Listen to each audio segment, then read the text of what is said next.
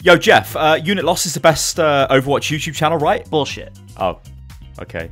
Sorry, Dad. Want to win some free stuff, guys? I bet you do. Go to the link that is on the screen right now. You can win a ton of HyperX goodies. This competition is only running for a couple more days, so make sure you get your entries in. It's absolutely beautiful. Anyways, on to the video. Ladies and gentlemen, hello and welcome to the channel. I am Stylosa, and this is Unit Loss. So Jeff has done a pretty interesting video on The Verge. No, it's not The Verge, is it? It's Wired. Yeah, all these websites are the same to me.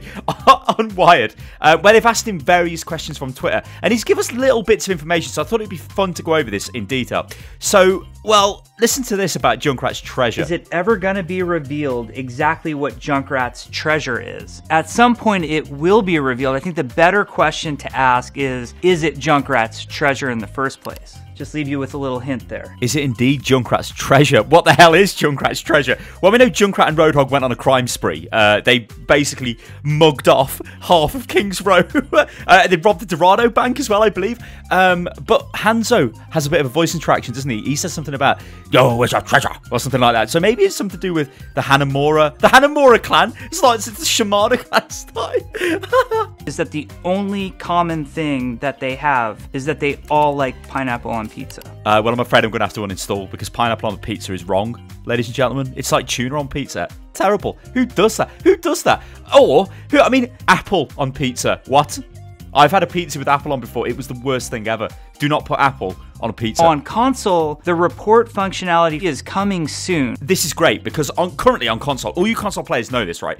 You can't report people really, which is absolutely terrible. On PC, we can. Whether they take action against these players is to be debated. Jeff does say in this video that it takes an egregious amount of reports before they take action. So basically a load of reports come through and then they're going to look, which makes sense, right? Because you wouldn't sit there and look at every single report. You're only really going to take action if some players got maybe 10, 20, 30 reports in against them for the same type of offense even. So this is good that this is coming for console because you need it. Because console does have issues with players while not being able to be reported and they just kind of control and it's not great. I mean, remember the whole thing with the DDoSing people on console? It's not great. I know almost zero Overwatch lore. Why is Reaper just standing there creeping on a family in the shadows like a 15-year-old goth? There's a lot more that's going to come out about Reaper. This is something that we don't want to reveal immediately, but it is a story we're very compelled to tell over time. All right then, so this has now pretty much been confirmed. This was confirmed the other day actually by Michael Chu, who is the lead story developer, let's call him. He's the head of story and lore for Overwatch. He said this family is connected to Reaper. It's not just a random family.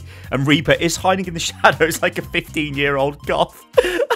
Who is this family and what could they mean to Reaper? The thing is, we're going to find out about this soon according to what Jeff said. Like, the language he used there kind of does indicate that this is pretty much imminent, like around the corner. So maybe something for the anniversary event that we know is going to happen. It could be something to do with Reaper and his family or something. I hope it is, because Reaper, I could do with a bit more story. I mean, for a start, I want to know how he ended up how he is and all of that stuff.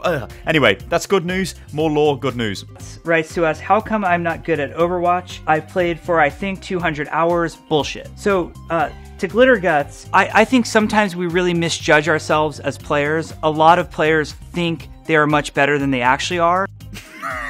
I've got to admit, this made me laugh. He's said things like this before in the past, but yes, we all are human, ladies and gentlemen, and we do like to think we're actually better than we are in a lot of cases. What I would say is, yeah, this is true. A lot of people do think they're better than where they belong, but we can all improve. And one great way of doing that is watching Overanalyzed on this very channel. It is a fantastic coaching series, and you'll get better. But seriously, yeah, a lot of people are kind of deluded in some kind of way, like they think they're better or they blame their team and stuff like that. And that's the problem with Overwatch, right? It's a team-based game, so it is easy to shift the blame onto other people. All that I say is if you do make comments like that guy did there towards Jeff, think about what you can do to become a better player. Screw what your team are doing. Just try and become better yourself. If you've played 200 hours and you're, say, at, like, gold, for example, try and look at ways you can get better. Like, maybe it's just mechanical skill, so maybe you need to do training.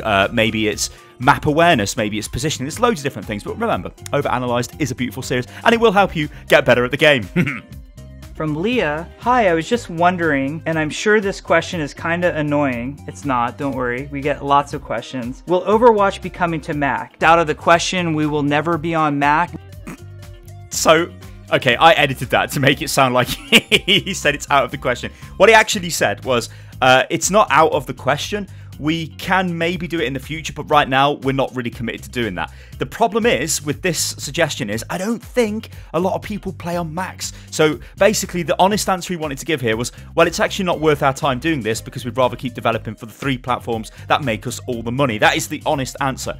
But if he says that, then it doesn't look great towards those consumers. But yes, don't wait for Mac-specific clients for Overwatch. It probably will never happen. And when it does happen, it'll probably be years and years out when the dev team are just, well, they've got nothing better to do, basically, which is a shame. It's a shame, but there you go. Lore perspective, how do Zenyatta's Discord and Harmony orbs work? Biotech for latter, maybe, but the former. We've talked a lot about this. We have a lead writer by the name of Michael Chu, and people have asked this about Reaper in some cases, where they ask, you know, Reaper has those soul globes laying around the map. What is the sort of science or magic behind those? And I know this is kind of a weird answer to give, but in some cases, we want things to just exist for gameplay reasons that don't necessarily need to be supported by lore in the game. So he said this before again, and actually I think maybe it wasn't Jeff, it was other members of the dev team who said this, but the Reaper example is always the one they give.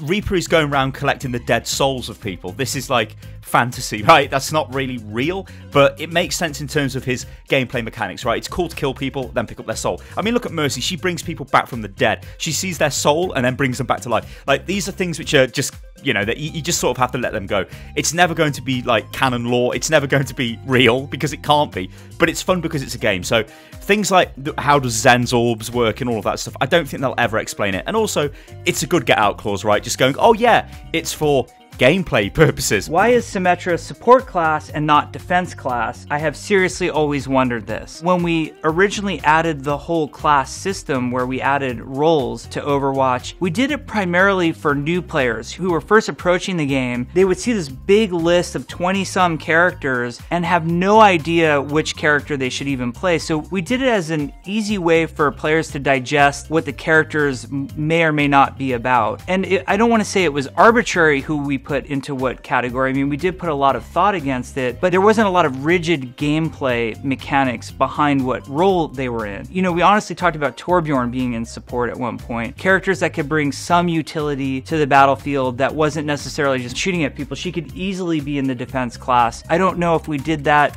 today, if it would actually change anything in Overwatch. I like this because what he's saying here is the character classifications mean literally nothing. And we all know this by now, right?